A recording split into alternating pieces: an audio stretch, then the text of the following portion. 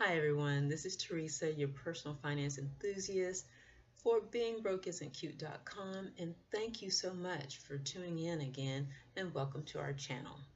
This week we're going to discuss teaching children about money.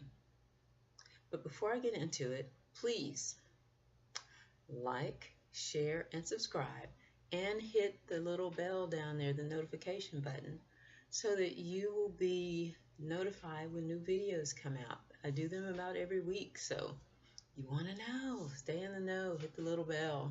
That's a lot. Anyway, teaching children about money. Children absorb everything in their environment, whether consciously or unconsciously. So how we handle money is also absorbed by them consciously and subconsciously. So as parents, think about TV and social media influences. You think about the influences of their friends, other extended families, sisters, brothers, aunts, uncles, grandparents, that kind of thing. They're absorbing all of that. They're getting their idea of what money is, what it's about, from their environment, the same way they learn everything else. So if we can get to them and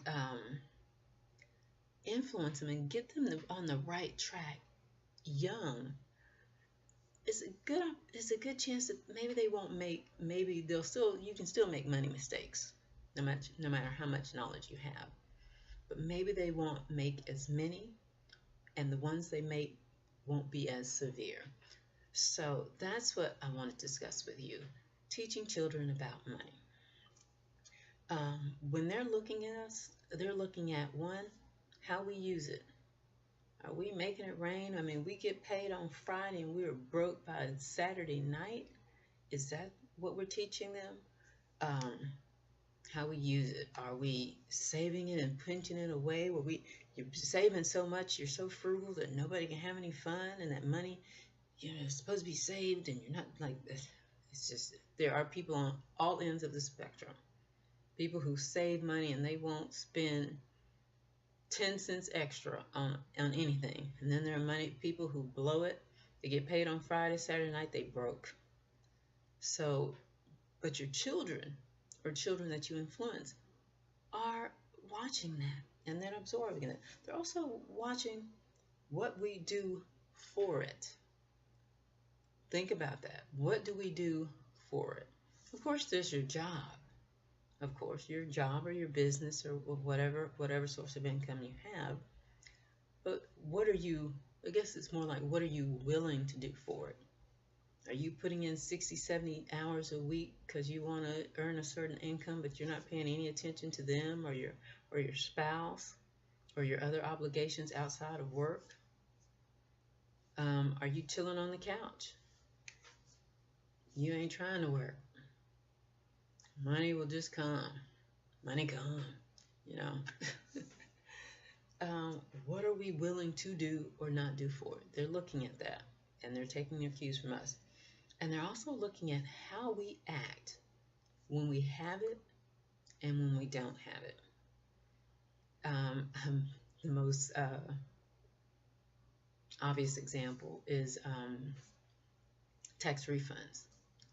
There's a reason why there are so many sales in that time. By the time, about end of January, early February, on into April, May timeframe, you notice that there are tons of sales because the businesses are trying to separate you from your tax refund. So you see people getting these huge tax refunds, and they're like spending money like crazy for about a month or so, and then they're out. They're done. They've spent the money they have, and it's gone. So they're looking at, again, how we use it, what we're willing to do for it, and how we act when we have it and we don't have it. Okay, so let's get some ideas. Let's get some. Let me throw out some tips for you, because we've got to teach our children, our youth, the way to properly use money and the way to properly look at money, the proper mindset for money, because money is a mindset. It really is. We think of it as the physical dollar, but it's actually a mindset. It's a mindset first. And let me just put this little caveat in here. It should be taught in school. This is a life, this is something that should be taught in school. Let me just put like they teach math, but they don't teach money management. And I think that would be a great way to teach math because it puts a practical aspect to it. But that's me on my little soapbox. I'm stepping down right now. So, tips for teaching your children about money. Number one, start as young as possible. As soon as they're able to grasp the idea of uh, numbers and money, start teaching them, even when they're little. You know the little grocery store sets where you get, they give you like little dollar bills and they give you little fruits and vegetables and canned goods and they give you a little basket. Teach them about that. Teach them play grocery store. Give them a certain amount of money and say, hey, here's the little prices. Set up your own little grocery store. You don't even have to buy a little kit. Grab stuff out of your own kitchen. Grab stuff from in your own house. Put it out there and let them play grocery store. Give them a little buggy so they can push it around, or give them a little basket so they can go around and pick their stuff. That's great. That teaches them about money. That starts putting it in their mindset. Okay, and the second one is this mindset. Money is a tool. It is not evil. You hear people quote all the time and say stuff like money is evil. Money is not evil. The love of money is what the Bible says. It's the love of money. When you love money, when you put money over everything, and you put money over your life, over your family's life, over others, over safety, your health, that's when it becomes evil and it becomes dangerous. But money is a tool. It is not evil in any way. And we can't have children thinking that money is evil, because you can tell children that money is evil and then you're going to tell them to go out and earn it, that you need money, so I need something that's evil. That's contradictory and confusing. Money is neither good or evil. It's actually immoral because it's a tool. Think about it. A hammer. You can build a house. You can build something with a hammer. You can also kill somebody with it. Did the hammer change? No.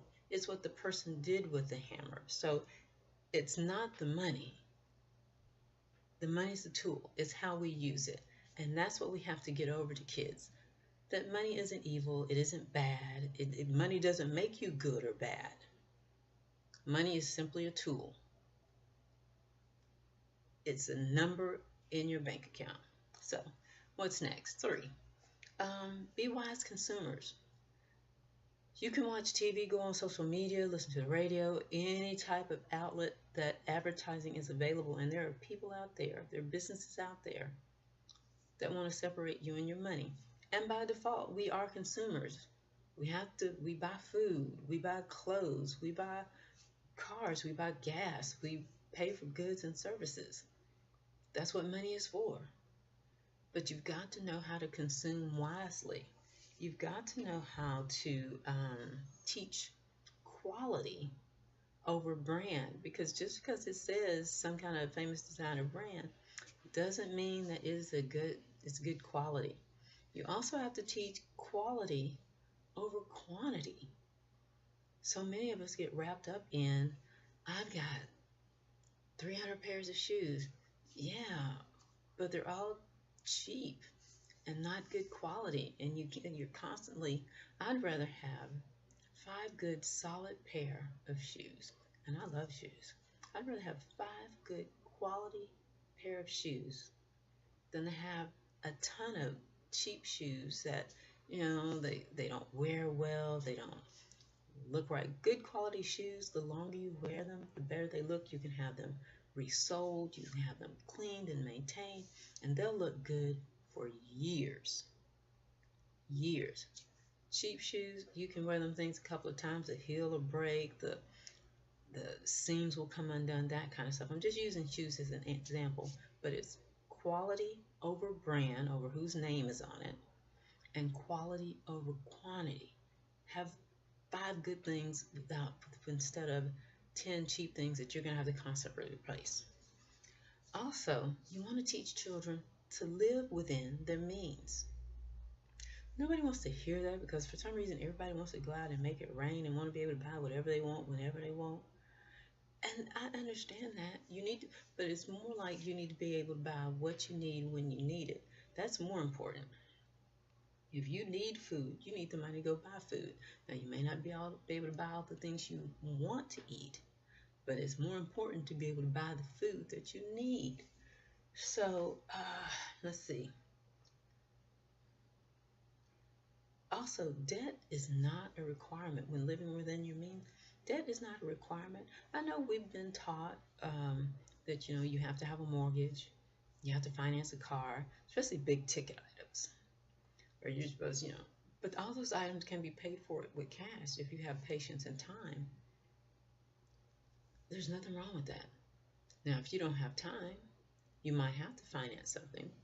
And even then, you've got to be able to finance something that is within your means. What's the use of having, let's say, a beautiful car? It's a beautiful car. But that monthly payment is choking you. What good is that? So let's live within our means. Let's teach children to live within their means and be happy about it and see that there's happiness in having the things that you need, some of the things you want. Learn to invest. No real wealth can be built just by saving, chucking it away in a basic savings account. You have got to, if you want long-term wealth, you've got to invest. And you've got to build your wealth like that. And that means stocks, bonds, real estate, investing in other businesses, that kind of thing. Branch past just your job. Chunking it away and saving, living frugal. Those are all pieces, but you also got to invest. All right. Last one, number 6. Start a business. Yeah, I said it. Start a business. Teach your children to be entrepreneurs. There's nothing wrong with starting off with a job. Nothing wrong with it. And nothing wrong with working a job if you enjoyed your entire life. But if you want to expand and be more, when you have a job, you can take care of you and yours. When you start a business and you grow that, you can take care of you, yours, and now you can hire some other people and help them out. You can build your own kingdom or queendom, whichever one applies. So start a business. Give them an entrepreneurial spirit. It might just be something they do on the side. That's fine. But remember, they are watching you and they're taking their cues from you or whoever their financial influencers are. And if you haven't been setting the right example, that's okay. That's okay. Be the best example you can be and begin to change that and begin to be a better example. And maybe even teach them based on your mistakes. Because there's nothing wrong with your children learning from your mistakes and being transparent with them within reason and depending on age and that kind of stuff. There's nothing wrong with saying,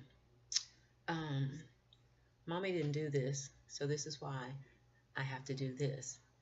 And teach them how to not make that mistake. The most important thing is don't pass crippling money habits onto the next generation.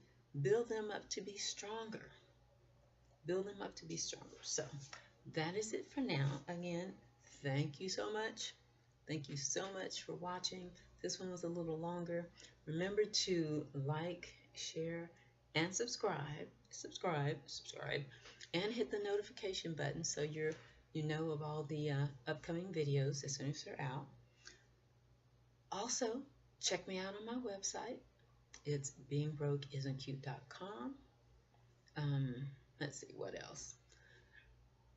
Check me out on Facebook and Twitter. Facebook and I tweets. Okay, I'm cracking myself up now. Okay, again, thanks so much for viewing the channel. I appreciate every one of you. And cuties, remember, being broke is not cute. It never has been. It never will be. Thank you so much. Bye.